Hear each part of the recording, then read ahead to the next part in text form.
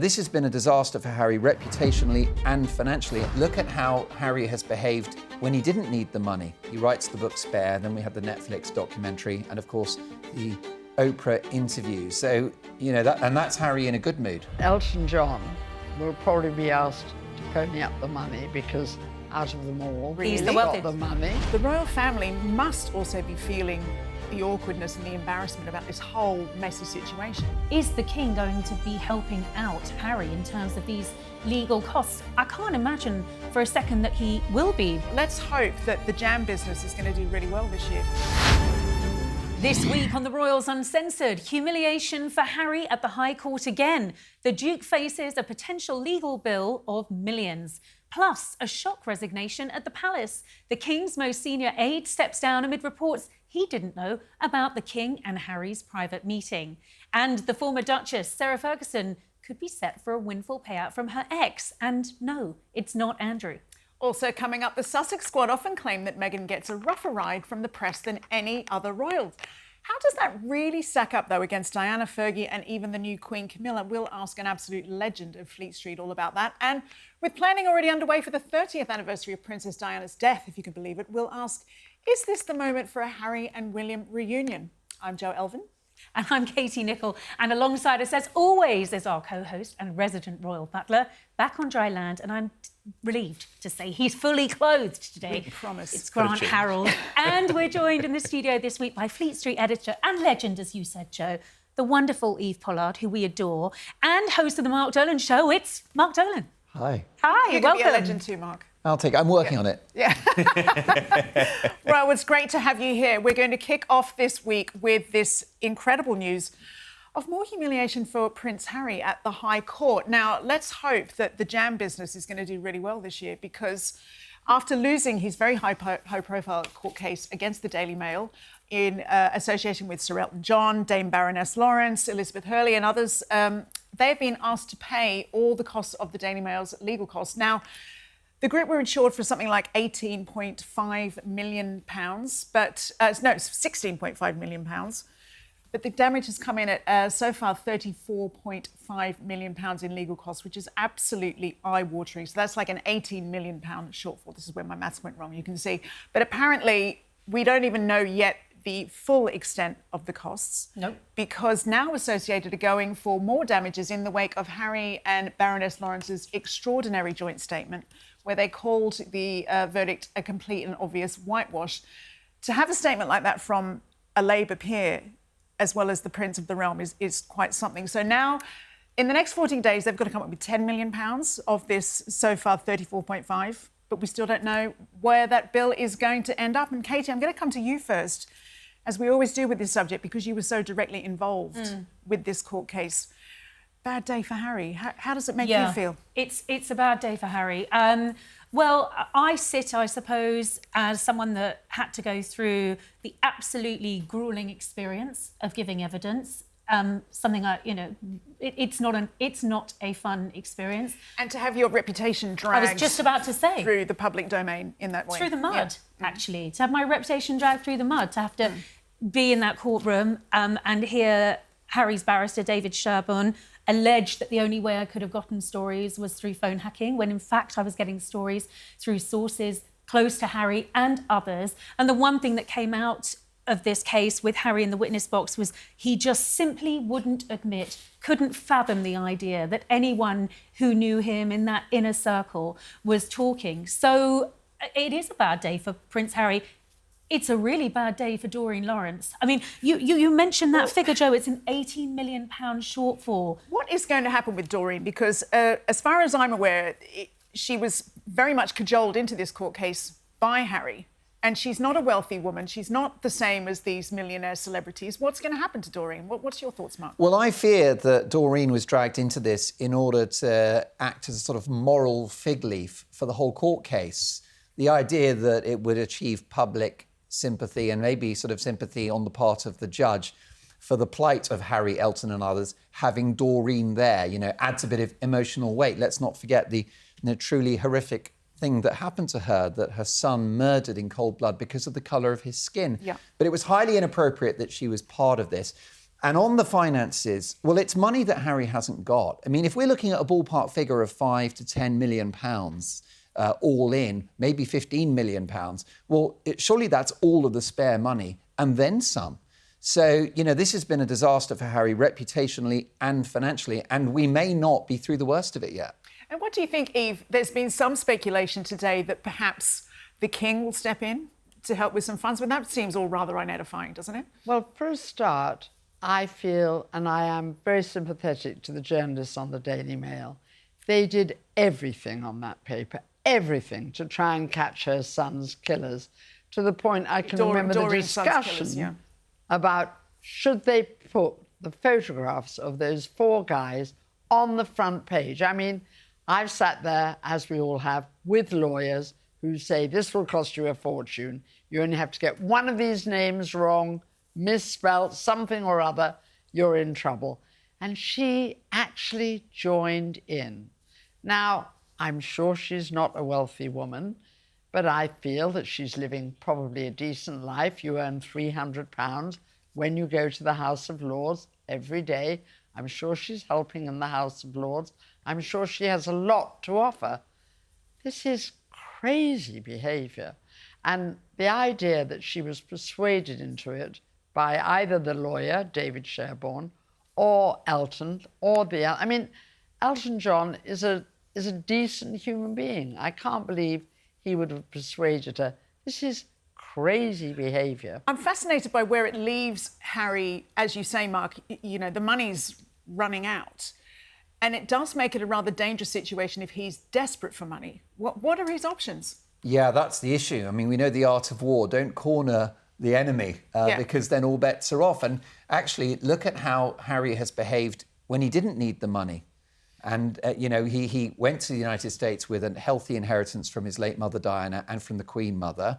So he had a few quid already in the bank. He writes the book Spare. Then we have the Netflix documentary and, of course, the Oprah interview. So, that's Harry in a good mood. So be afraid, be very afraid. And it's rather embarrassing, isn't it, when he's made such a career, particularly in post-working royal life, of having all these proclamations about the evils of the media and press intrusion and so forth. It's like, what must he be thinking? I don't know. And when you say what must he be thinking, what was anyone thinking when they gave him the sign-off to deliver that statement and accuse the judge of a complete whitewash? Because that judge went through every single story, every single allegation forensically. He's a brilliant judge. So not only that, but also in making that crass statement, which I'm assuming came from a place of anger, also undermined the institution, the Crown Court, over which his father is. Yeah. I mean, it is unbelievable. I suspect that Elton John will probably be asked to pony up the money because out of them all, really? He's got the money. Whether he'll do it, I don't know. I mean, I can't visualise the scene. I used to live not far from Elton John in the south of France. He was charming, he was lovely, he was good fun. I cannot believe that he'll let them just linger there. It's such a mess, isn't it? But then I also wonder if it's been a bit of an own goal, this whole court case, because it does make me wonder how emboldened the Mail will feel. They're already sort of like putting their big boy pants on and asking for more money. What's it going to do to Harry's treatment in the press? Well, the gloves are off, and Paul Dacre is a man on a mission now. Yeah. And he's seeking unlimited legal costs. I think that the fable of the story is never sue someone in anger.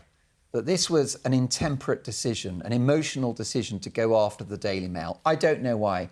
Avenging the Mail for the tragic death of his mother? I'm afraid probably because he did win a couple of other court cases against other newspaper But groups. the trouble is, you cannot compare the Daily Mail with the other 2 newspapers. Those of us who've worked in Fleet Street, I knew Dacre was obsessed about... I mean, I'm glad it was all before my time or after my time, but he's obsessed that you should not hack into phones. He was obsessed. He thought the paper was better than that, and he was right. And he was right, and it didn't happen. I spent 17 years on the Mail on Sunday, and as I said in the witness box, I never saw anything like that. I agree. And to pick up your point, Mark, about not suing in anger, you know, he's resolutely for years ignored Charles's advice to never complain, never explain, don't take on the media. The royal family must also be feeling the awkwardness and the embarrassment about this whole messy situation. I think Yes, and to be fair, the Daily Mail is very pro the royal family. I mean, you must sometimes hate the photograph or you must hate the comment, but basically they are saying, we are really lucky. We have this building, we have royals we love, we do not have presidents who drive us mad. We do have a fair and decent royal family, two of which have been very ill for the last year or two. Let us be wonderful to them. They've been wonderful to us. I think what's also difficult is when you think about the late Queen, I think, am I right in saying she had 2 legal battles, I think, in her lifetime? And I kind of wonder if she was here to kind of see all these ongoing legal battles that Harry seems to keep picking up. And I kind of wonder, is it to do with his childhood? Is it, as you said, is it to do with something to do with his mother? He's got this vendetta, this, you know, he's almost got this mission to keep having all these legal battles. It just seems so... Well, I and it's think very unroyal. He doesn't love the accountability of it, does he? I mean, yes, of course, the British press on the whole loves the royal family, but it doesn't want to hold them unaccountable. So, you know, if you're opining about eco issues and then getting on private jets, of course the press are going to talk about it, and that's the kind of coverage that he doesn't like. Yeah, he doesn't like it when it's not going his way. You made an interesting point, Joe, and I don't know the answer to the question, although I think it's highly unlikely.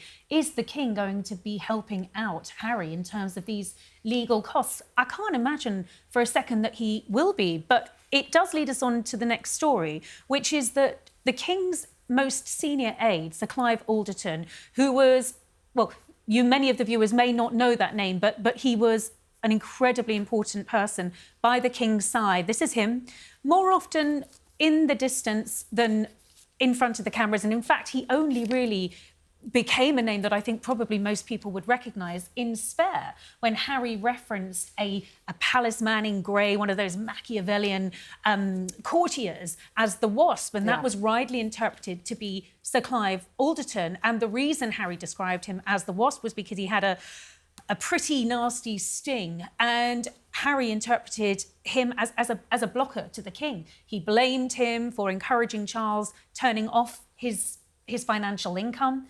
If Clive Alderton was still to be around, there's absolutely no way he would be saying to the king, yes, sir, do go ahead and pay Harry's legal bills. It simply wouldn't be happen. But he is standing down after 20 years working by the king's side, and he has been a loyal consort. He has been absolutely instrumental in the accession from Charles as Prince of Wales to the king, in the coronation, in the many state visits that we've seen during the king's reign, and of course, most recently, that incredible address to Congress, which I think many would say, Mark, was perhaps the speech of the king's career so far. Well, it was. I mean, it was the highlight of his reign so far, and I think the highlight of his career as a public figure, because it was actually necessary at that time. The special relationship was under great strain. Tensions between Sir Keir Starmer, do you remember him? And the US president. Yeah. So he had a key diplomatic role, and he stopped the bleeding, and it was a good-humoured speech. He showed a very sort of warm side to his personality. It was a triumph. And this it was a total triumph. If you know, Clive Alderton wrote one comma of that speech, he was worth it. Well, that's it. And I think he's going to be a great loss, because I think notwithstanding all of the drama surrounding Andrew Mountbatten-Windsor and Harry, actually, it's been a successful reign for the king. I can't think that he's put a foot wrong. Lots of people were concerned that he'd be an activist king, banging on about the environment and all the rest of it. No. He's kept his counsel on politics, and I think cut a very sort of serious, noble figure. I think he's been a great king. And it's a shame that he's lost the architects of that. And because, of course, let's not forget, it was Alderton who, you know, oversaw the coronation, which was very successful. It was a scaled-down affair, but I thought still very regal. It's been a successful stint, and I think it'd be hard to replace him. Clive? So I was just going to say, do we think, Grant, that perhaps there is more at play here? I'm just thinking that as the most loyal consort, one of the most, well, the longest standing aides. He's coming up to his 60th birthday. We were briefed by palace sources that this departure was going to coincide with his 60th birthday in May. And yet I heard from my sources that this announcement came as a huge surprise at the palace. What are you hearing? I've heard the exact same. The thing about Clive is, Clive joined, I think I'd been there a few years when he came in, and he has worked his way up, without question. And he always got on with the king. I remember, he had a good relationship with him, and that relationship has evolved, and he has become this trusted advisor. But I also know from experience, two things. They don't just... when somebody's leaving, we all normally find out before it gets released to the public, so we're all aware of what's happening, because it's somebody, stepping down. So that was a bit odd. And then what I'm hearing is the same as what you've heard, is that, no one was aware that this was going to happen, this was taking place. It's almost like it's suddenly... been decided within the last few weeks. Well, and so it's a very interesting timing. Well, that's what I was going to say. The timing seems weird. So we're saying this because this comes 2.5 weeks after Harry's secret meeting with the King. Now, as we told you here on Royals Uncensored, the only people that knew that meeting was taking place was the King, Meghan and Harry, not William and Catherine, Prince and Princess of Wales, not Clive Alderton, through whom all diary engagements go, and Queen Camilla was there too. Now, I can only imagine that if you are a principal aide and you have been, as Mark says, the archetype of so many fundamental things, including Brexit, let's not forget, and the Sandringham Summit, which was presided over by Clive Alderton and where Harry left not getting what he wanted, which was half in, half out. Might it be a fly in the ointment, a thorn in the side, to then know that the King has gone ahead with this meeting, possibly, and I say possibly, against Sir Clive's advice? It could be, and I think this is the thing about these positions. It's extraordinary, Katie, as a witness. They are there to protect the crown. That's what they're there for. They're not, believe it or not, they're not there just to protect the individual. They're there to protect the crown, protect the monarchy, and they're there to advise and to guide and to keep them right. And the King is the kind of person who is, very wise. He's been there many years. He's developed the role of the Prince of Wales. He's now the King, and he'll listen to the advice, but it doesn't mean to say he'll take it. So he can refuse to take it, and it could get to a point where maybe Clive has been given advice. He might keep saying no to him, and Clive's thought, "What's the point?" And I think this meeting, if Clive really was worried about it or was against it, and the meeting went ahead, it's going to probably, I suppose, it's going to make you feel devalued. It's probably going to make him think, "What's the point?" And that might be one of the reasons. What's your take on this, Eve? Because you must have brushed up against some of these Machiavellian men in grey suits. I mean, how much power do they actually wield? They do have a lot of power. My first thing, when I was sitting reading this in the bath, was... Take that image, everybody. I thought to myself, I hope this doesn't mean the King's not as well as we hope he is. Why do you think that? Because I think that after serving him so well for so long, if this is one of the last things that happens, he'll say, I'm sorry he did that. He didn't need to do that. He had been growing on so well with the country, with his role, with his job. I think many of us feel that Harry and Meghan have made things very difficult for themselves. I read it differently. I read it as the King feeling very robust in his health and finally thinking, maybe I can now step up and do what I want. And I suspect he might have been a little bit, because we know that Clive is very, very strong in the so-called Hawke's camp and not really wanting Harry back into the fold. And I think perhaps that Charles has found that confrontation very difficult. I hope you're right and I'm wrong. Now he's grown in broader shoulders. There's definitely got to be a conflict point between where Sir Clive Alderton is and where the King is. Because if the King is thinking, well, look, I really want to see my grandkids, and actually Harry's my youngest son, he's still my boy, blood is blood, and he grants the Highgrove House face-to-face with Meghan as well, which is a significant moment for the Sussexes to be back on royal turf. Yeah. If your job is to preserve the crown, as you've said, Grant, well, then you're not going to be happy about the Sussexes returning to the royal fold with no terms and conditions. And from what I'm hearing in regards to the Wales's camp, a reward for bad behaviour.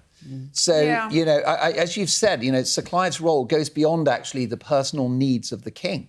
And it's the preservation of the institution. And I can't see how Harry and Meghan back in town helps at all. Do you know the other thing with Clive also is, I was saying on to Katie and Joe, that he's always there. He's always like 2 steps behind the king. And even recently when the outgoing Prime Minister, the new Prime Minister, Clive was the one that met them at the palace. So anyone that says, I don't know who he is, he's always there. He's always in the background. He's always at the side. And for the king also, trust is a big thing. It takes so many years to build up this trust. And I find it really interesting at his age that he's at just now, with everything that's going on in his life, he's going to have to almost start again with someone new. You preempted me, because what is also fascinating is we have the deputy in Theo Rycroft, who's like a reasonably new recruit, who is reportedly very much pro bringing Harry back into the fold. And I think that that's another interesting political dynamic in all of this, isn't it? It's really interesting. Theo Rycroft was formerly a diplomat. He was brought over not so long ago to come over and assist Clive as deputy. He was also very much, I understand, behind that speech to Congress. Excellent speech. He would be the obvious successor. I'm told by palace aides that it's going to be an open and fair advertisement. You know, anyone can apply, and you know they will go for the best candidate. But Theo Rycroft is clearly in a good position, and as you say, Jo, comes from a different perspective. He's a diplomat, he's a peacemaker. And if the missive from Charles, and to your point, Eve, everything I hear is that the king is actually in really good health at the moment and is tolerating treatment well and is doing well. But if the king's missive is, make this reconciliation happen, this has to happen for the good of my reign, then he's going to need a private secretary by his side who endorses that rather than resists it. Do you not think, Mark, there's an argument in Team Theo for just solving this problem, finding a way to get Harry and Meghan back in the fold so they're not sort of like, you know, forgive the language, but you're like pissing inside the tent rather than standing and out. You know, it's like... Yes, and I think that may be where Charles is as well. And of course, you know, it was even quoted in the book Spare that he just begged his sons to really stop fighting, you know, don't bedevil my final years with this endless drama. And he wants a quiet life, the king. But I can't imagine how William feels about this. Right. And if... deeply unhappy. Deeply unhappy. If my sources say deeply there you go. unhappy... It's the speech you do next week. Let's ask the British public what they think. Well, I think I've got a good idea. Yeah. Do you think there's a possibility, and this is just that Clive could even, you know, we might see him go on to Team William? I mean, Well, that's always a I bet their possibility. WhatsApps are fast and furious at the moment, William and Clive Alderton, don't you think? Because they got on as well. Because Yeah. he was there as William was kind of stepping into this new role, and even though William's got his own team, Clive would very much be part of that. So there's already a relationship between the two of them. So even though I'm kind of saying, you know, join Team William, it's not out of the realms of possibility. It's possible that could happen. Was Clive liked at the palace? I mean, it was a big job he had. It is a big job because I knew him. I mean, it's so funny when I think about it. I mean, I first met him when he first joined, and you know, then when you join the royal household, it's a new big experience, and you know, you're there, you get on with everyone. Everyone liked Clive. Everyone got on with him. I socialised with him. We used to see each other whenever we used to come to London, go to Christmas parties. He actually helped, if I can say, he actually helped me out in a few personal problems over the years as well, because he was very close to the king back then, and if there was something going on, I could speak to him about it. This is before he was private secretary. And I have seen him in quite recently. I've seen him again, and he is well liked. I mean, let's face it: when you're the private secretary to the king, you're top of the tree. You're top of the tree, and people are always going to be. Nobody's really your friend. You know, he's very much kind of keeps to himself. He's there, as I said earlier on. He's there to protect the king, protect the crown. That's his role. But he will be missed. He'll be missed by a lot of people. It's hard not to interpret this conflict as a power struggle between the king and William. Yes. Yeah. And I wouldn't go as far as to say that the king is torturing his eldest son. But as we mentioned, the health is a factor because it changes the family dynamic and it changes the politics of it. And if you have a very ill king who's not going to be king indefinitely, well, then they lose their power and William becomes the sort of king-elect. Sure. Well, which is great news, Charles is in good health and the treatment's going better than expected, well, then suddenly Charles is thinking, OK, I've got some time on the throne, I'm going to flex my muscles and I'm going to do the things I want to do. And you just wonder whether Harry's being used almost as a pawn in the game of the king saying, look, I'm in charge and I'll have the boy back if I want to see him. And call me an old cynic, but... Never. I believe that one of the things that Clive Alderton has said is he wants to step back to spend more time with his family. No one actually does that. Never. No one means that. At 60, which is very young, and this is a man with a great brain. He's a brilliant mastermind. And he looks good for 60. Yeah. He does. And a big salary. And he's just had a big success. Yeah, it certainly came as a shock. Well, Grant's because- heard it from yeah. my sources. Yes. Sorry, Grant's heard it from his From mine, sources. yeah. I've heard it from my sources. Yeah. Of course, the palace are insisting Yeah. it's been long planned, but I think it has come as a surprise. And the speed of that reunion in Highgrove House, because a lot of people were thinking that Meghan, the Duchess of Sussex, might return to the UK next year Yeah. for Invictus. The timeline shocked everyone. Has that come from the King? I think you've got to assume, actually, that it has. And what I'm hearing is that whoever succeeds Sir Clive has been told they will be serving the King for the next 10 years. This isn't a short-term thing. The King believes he's got longevity on his side, and this is a 10-year plan that is being looked at. The big question is, does that 10-year plan include the Sussexes? Well, speaking of the Sussexes, let's turn to something a little bit different now, because we've got a legend, as I said earlier, of Fleet Street in the house today. So I wanted to explore something that we've talked about quite a lot over the years on this. You know, Harry and Meghan, we hear a lot about how they are the victims of the press. They talk a lot about, you know, how poorly treated they've been. And, you know, they've probably got a point on a few issues. It's not always been plain sailing, has it? Of course, and it never is for anyone in the public eye. But let's have a look at the glory days of tabloid newspapers, like the 90s, the noughties, even the 80s. I mean, I'm showing my age here, but I remember things like Tampon Gate, Camilla Gate, Squidgy Gate, the time when somebody at the gym hooked up a private camera to sneakily record Diana while she was doing her workouts. Do you ever think it was worse for the likes of Diana, Fergie, even the Queen, than Harry and Meghan and the younger royals have it now? I certainly, well, you've got Harry and Meghan who go on about security. They go on about having all the things that they wanted to have and did have when they were fully royal. And we also go on here about how she treats her father, how she's not close to him. And then we see these half-headed children, back view, side view. I know that they're protecting their children. I understand that. Just seems strange there's so much of it. And you just wonder if there's suddenly going to be a royal book. Here are the royal children. Buy the book, get a few sprinkles. I may be wrong. I think, of course, it wasn't the most... If you think about the Queen was a very serious monarch. She always had been. She got her lessons from Winston Churchill and her father. And then suddenly you get this pulchritudinous teenage and then young men getting married, beautiful girls, not so beautiful girls, girls who wore low-cut dresses, girls... I mean, it didn't stop. I mean, and it sold newspapers. I mean, I can tell you as an editor, if you had a picture of Diana down the right-hand side, I remember once, junior person, going to remembrance service at the Albert Hall, and I was there literally so that I could tell the photographer how I was going to do it without a flash, I don't know, of Diana, because you didn't often get pictures of Diana on a Saturday night wearing black. And that was unusual. And then there was the stage where Diana was, I mean, she was almost leaving the royal family. And you remember she said she didn't want any photographs. She made a speech. She was in tears at that speech. And then she went to the gym every day. And every Saturday, virtually, I'd be phoned by the other male editors saying she's just come out of the gym, she's wearing shorts, she's looking angry, she looks great. This is only men can say this. Are you going to use this picture? And I've said, she's told us not to use these pictures.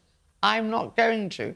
I can hear them say, bloody cow says she's not going to use the picture. Not everyone had the same scruples as you did. No, but most of us, there was a sort of line, you know, and there was no doubt about it. She sold newspapers. There was no doubt about it. She had a sense of humour. The thing is, I think there's a flip side there, isn't there? Because obviously she died in very tragic circumstances, being chased by the paparazzi, and that has haunted Harry and William. But there's this myth that, you know, she was hounded to her death by the press, but she didn't hate everything about the press. She did, you know, I know from my old colleagues, she was very great friends with Richard Kay, you know, one of the grandees of Fleet Street reporting. Knows, I mean, and you know, I can remember having lunch with her. She was charming. She was delightful. She was fascinated by women who worked and all the rest of it. It just was strange because she was from the right background. He was 32. Newspapers had ruined every relationship he had before.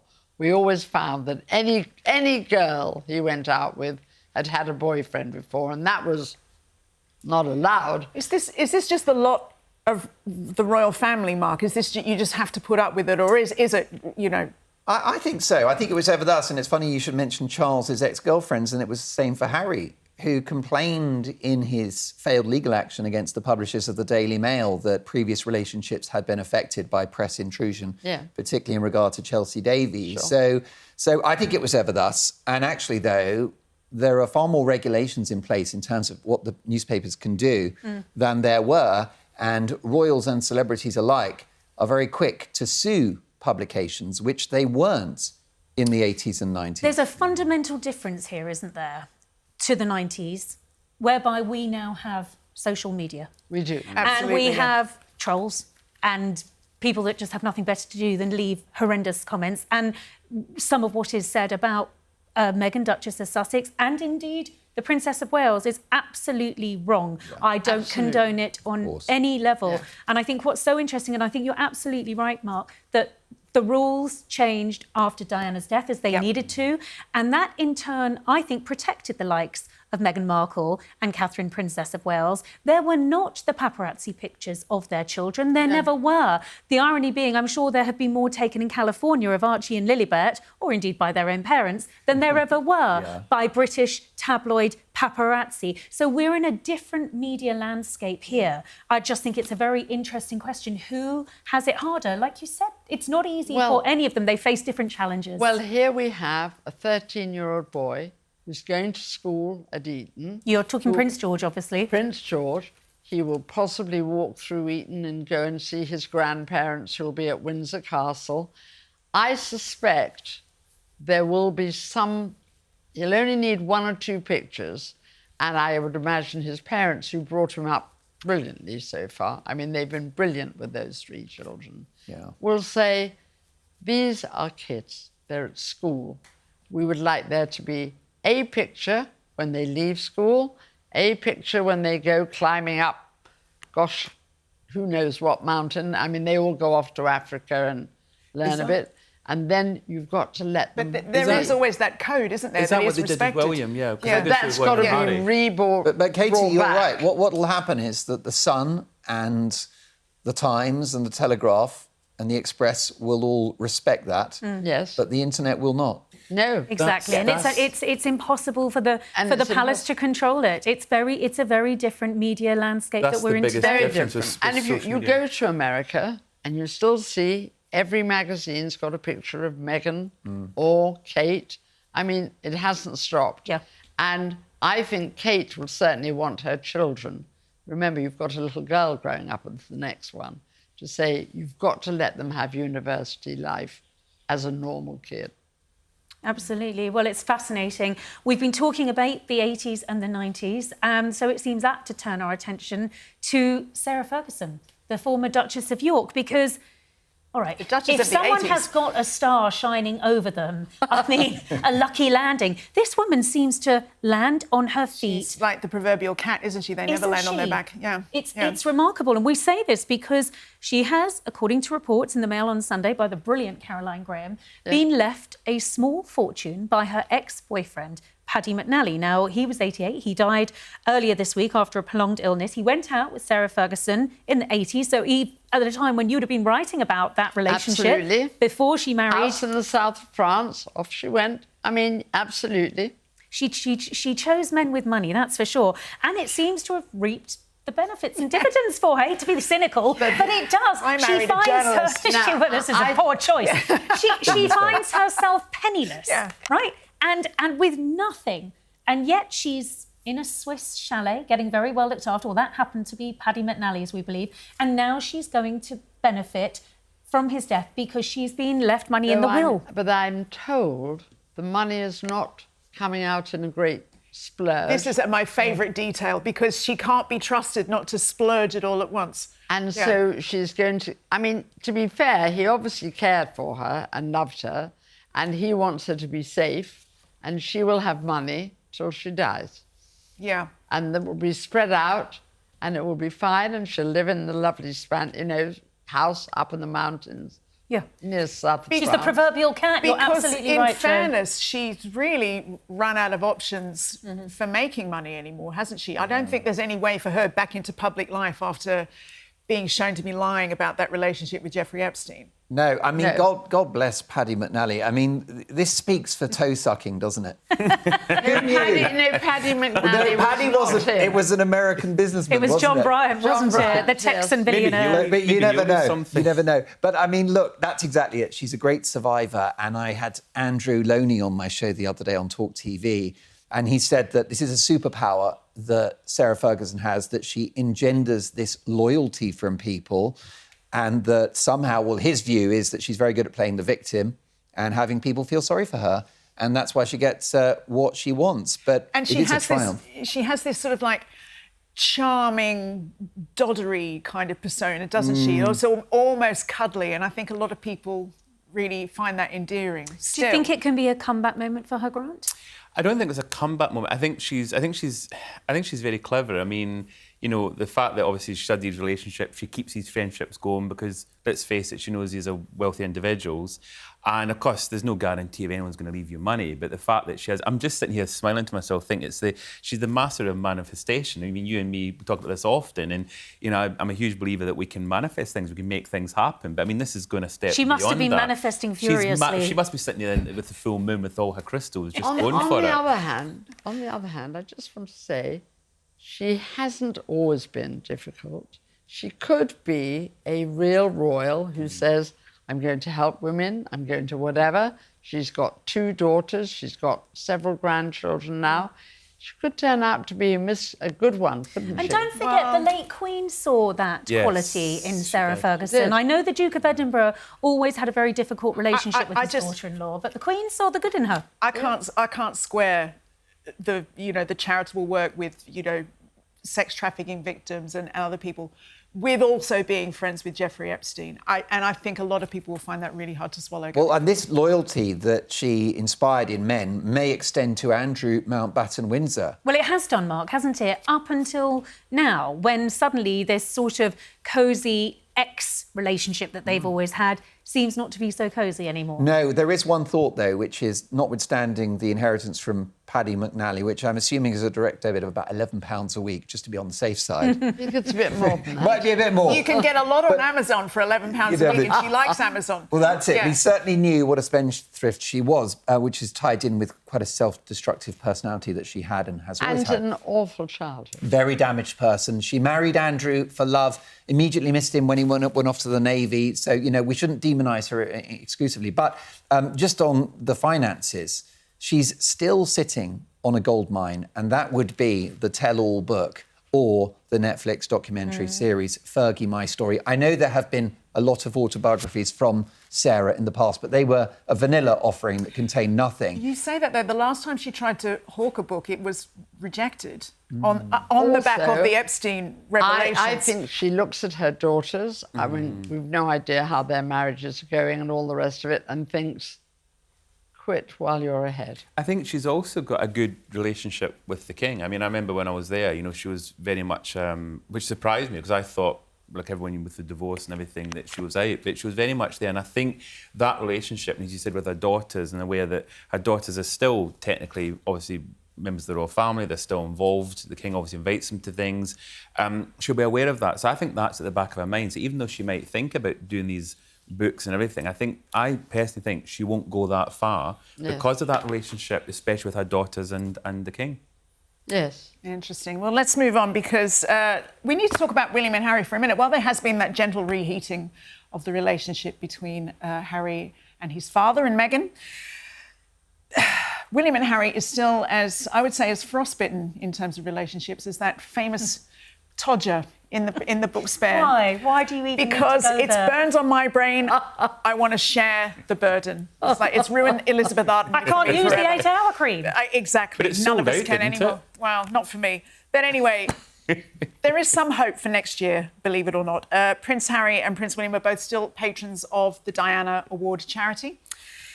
And with next year, I mean, we're still through, it's the 31st of August. This year will be the 29th anniversary, but next year, 30 years since Diana passed that's away. going to be a big moment, isn't it? And obviously that's a big moment for the charity, and they want to capitalise on that and earn funds for all the great work that they do for young people.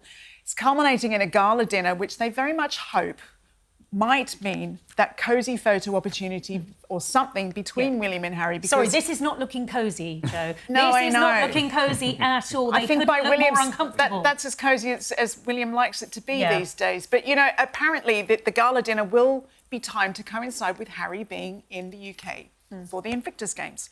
So could this be the time for William and Harry to come together for the sake of their mother and their mother's legacy and their mother's charity? No chance. And just grow up. Do you know what's, Good luck with that. Do you know what's sad? I remember... Yes, I can't imagine Princess Catherine saying this is a good idea. After everything that's been said. Yeah, do and you know done. what? Do you know what I think is sad? I remember the 10th anniversary because I was there, and I remember the two of them sitting at a table. Do you know it was a concert, planning the concert, who was going to be there, and they planned, and they were a team, and there was a lot of. It was nice. There was a lot of humour, emotion, sadness, everything. But I remember watching the two of them, and so with what's coming up with the 30th anniversary. And seeing how that relationship has completely been destroyed, it's quite sad to think that those days have gone and how, But you know, well, when is there a they possibility? did that statue of her, Yes. they didn't say a word. Well, that was the footage that we were just watching, I know. where they couldn't have looked Yeah. more uncomfortable in each other's Don't presence. you think that, you know, and I say I'm not sticking up for Harry when I say this. I'm just simply thinking of the monarchy and the fact that this is the story that perpetuates. It's this tension. Don't you think they need to find a way that the agenda moves on from this tension and I this think conflict? it's a big problem, and I think that at the heart of the problem is the Duchess of Sussex. I think the reason why William can't do business with Harry is because of his spouse. And the reason I say that, and not out of a desire to demonise Meghan, but it's my view that she's a very transactional person. She's a very driven person, and her focus is her social media following, her bank balance, her social position, power. You know, those are the things that I think we can demonstrate that Meghan's been motivated by over many years. And so, unfortunately, any peace deal between the brothers can't be done in good faith. Because what exactly are you shaking on? What will the rules of engagement be? And I think that's going to be a big issue. And I also think there's another factor, and it's quite political for William, which is that he will be monarch at some point. And if he embraces Harry, brings the family back into the fold, it's not just Harry, it's going to be Meghan and it's the kids. And then what you have is a rival royal court, which is already in its gestational phase. I was going to say, don't you think that's a possibility if they're still outside? I think it's worse if they're back on UK soil more often and if they are participants in family life within the royal family. I think that's the issue. I think from Montecito, as a kind of remote royal court, is less of a threat than and also in back in the UK. Montecito, where they are very much celebrities and not royals. I've always argued that I think it's less of a threat to William and Catherine because it almost elevates the Prince and Princess of Wales as those working royals. They're doing well out of these so-called quasi-royal tours, aren't they? You know, They like are. the Australian one has yielded the MasterChef moment, which But Meghan when was Harry very and into. Meghan start turning up at every royal wedding, if they appear on the balcony, if they're seen going into Buckingham Palace, Highgrove House, Balmoral, then the optics are, we're back, we're royal again.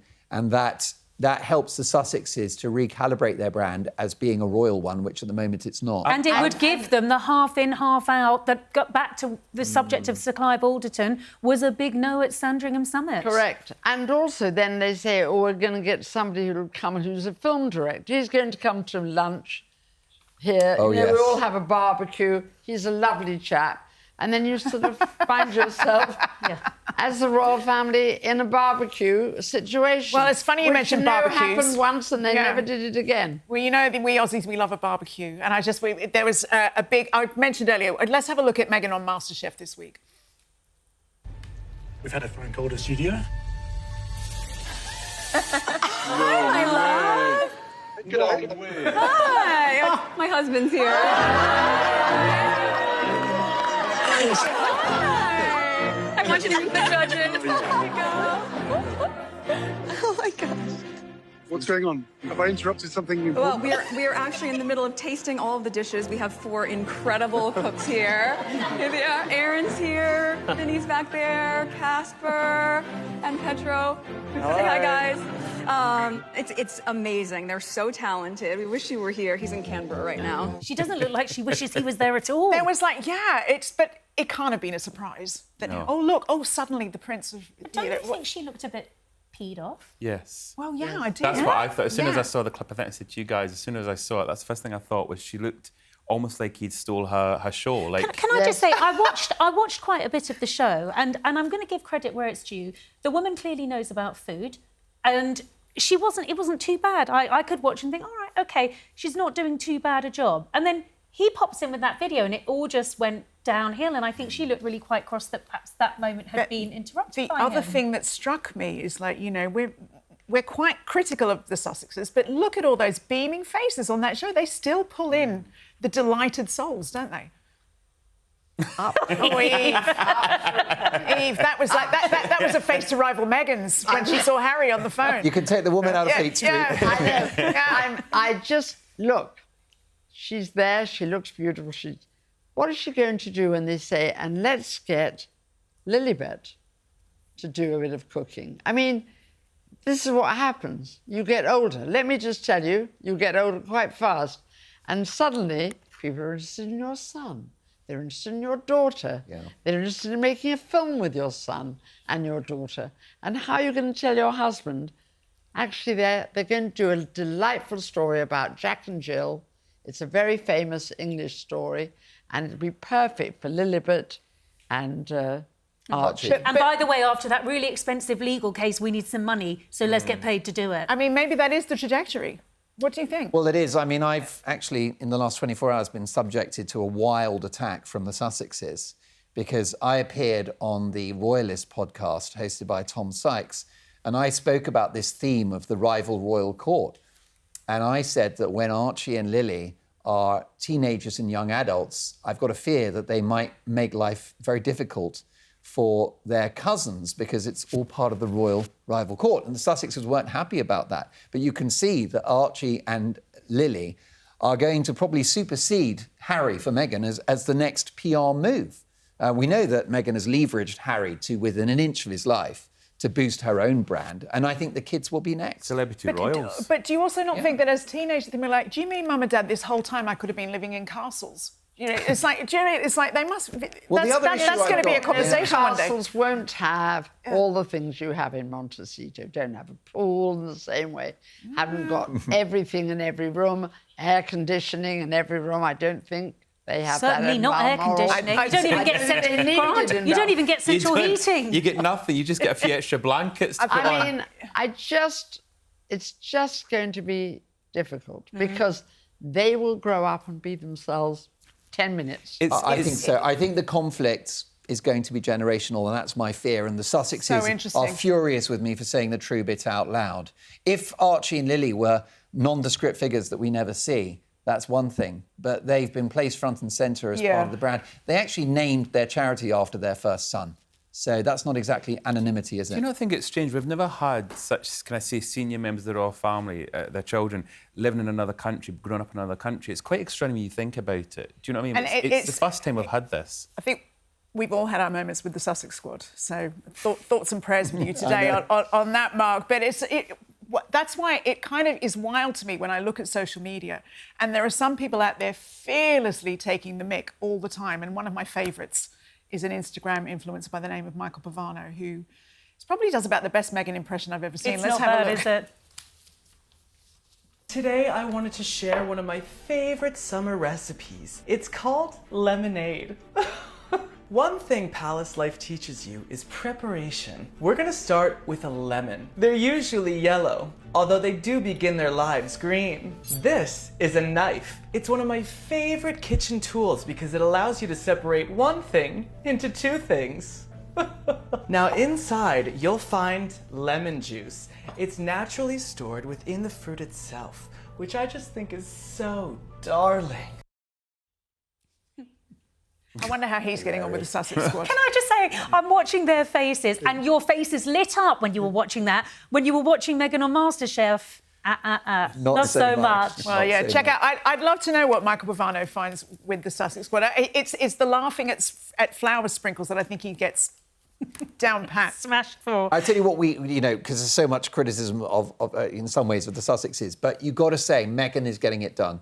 She's one of the most famous women in the world, talked about non-stop, and now back in the royal fold. And she does a lot. She works hard. Do you think she's back in the royal fold? I think that, yes. I think that. I think it was a big question mark after Clarence House, and now after Highgrove, I think that's it. All bets are off. Well, apparently, according to reports in The Sun, which we know is one of the papers that the Sussexes do engage with, there is going to be a room at Buckingham Palace for Prince Harry when he returns later on this year for the Well Child Awards. He always comes over for this. It's in September. Which room? Will it be a nice room? Or... I think Well, it's a palace and it's just been refurbished. He'll obviously have to Got meet a long way from the bathroom. Yeah, but he'll have to meet the deadline this time round, Joe. Harry, don't mess this one up. Meet the deadline. Yes, has he accepted? Let your dad know that you're coming, you're formally accepting, and you're not messing around with an RSVP. He might need air conditioning, though. He might well do. Might have cooled down by used to that now in California. But to your point, Mark, I'm sitting here listening to you saying she's back in the fold, they're back in the fold. When you consider everything that they've done, the racism allegations, the terrible allegations in Spare, you think, gosh, what a thing that Highgrove meeting was. I agree. I think you can have peace and you can have a reunion and they can come back into the royal fold, but not without terms and conditions. And I think that's what's so really worrying about what's happening. It's just being waved there through. obviously work terms and conditions because we know nothing about it. Other than that Meghan was very sad about how it all played out 2 days later in People magazine. That's true. It's fascinating. But I think you're right in that they've obviously been told, please no more briefings about that meeting, no little secret videos, no, but time will tell. And then we get the Althorp photo drop. So what Meghan will do, which is very smart, is she'll follow the letter of the law as laid down by King Charles, but not the spirit of it. Welcome to the Sussexes. Also, I wonder about Charles Althorp. He's a very interesting man. Also had a very, very difficult childhood. He might give them the money. He might just give them the money just to drive the royal family bonkers. Well, there's a thought to end on today. But that is all we have time for today on the Royals Uncensored. But we'll be back because, boy, do these chaps keep us busy. Thank you for watching, and we will see you next time.